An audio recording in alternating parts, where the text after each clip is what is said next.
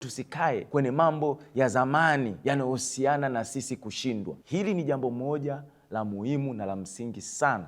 Yamkini kuwa unapitia changamoto, kuna historia fulani unayo, kile Mungu ambacho amekisema ukianze, ukifanye, inaweza kuwa ni biashara, inaweza kuwa ni mradi, inaweza kuwa ni huduma, inaweza kuwa Mungu ameweka ndani yako kipaji, una kipaji, lakini unaogopa tu kuanza, unaogopa kuanza kufanya kwa sababu ndani adui anaitumia historia. Pengine ulikuwa ni mwimbaji, ulivyoanza kuimba tu, siku umeanza kuimba ukapiga flat, na wenzio wale wanajua kabisa huyu kuna siku alishindwa, na adui anaitumia hiyo hiyo kwamba siku ile ulishindwa.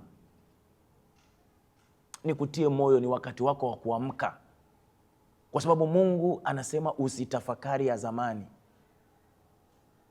Yamkini kuna watu ambao walikutendea vibaya, una historia kabisa, kuna watu walikufanyia vibaya, kukatisha ile ndoto. Kuna jambo ambalo lilifanyika likiwa linataka kukatisha ndoto yako. Ulikuwa unataka kufanya biashara, kuna watu wakaja wakakatisha ndoto yako. Una hiyo historia, na kila sasa hivi ukitaka kuanza, ukitaka kuchukua hatua, unashindwa kwa sababu kuna kitu unakikumbuka.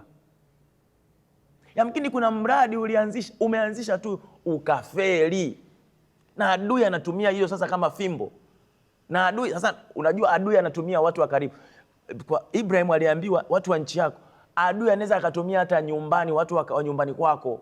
Tena hao wako wanakuambia, kwa nini kila siku umeanzisha vionekani, umeanzisha vinafeli? Adui anaweza akatumia wao. Nikutie moyo kwamba wewe usikae kwenye historia ya kushindwa.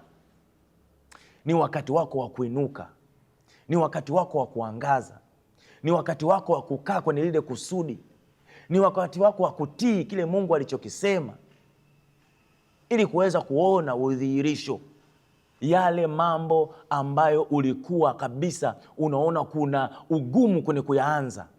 Ninakwambia mwaka huu unaenda kuyaanza. Lile jambo ambalo lilikuwa ni gumu, ulikuwa uwezi kulifanya, kwa neno hili unaenda kulianza na kulifanya, na linaenda kutokea.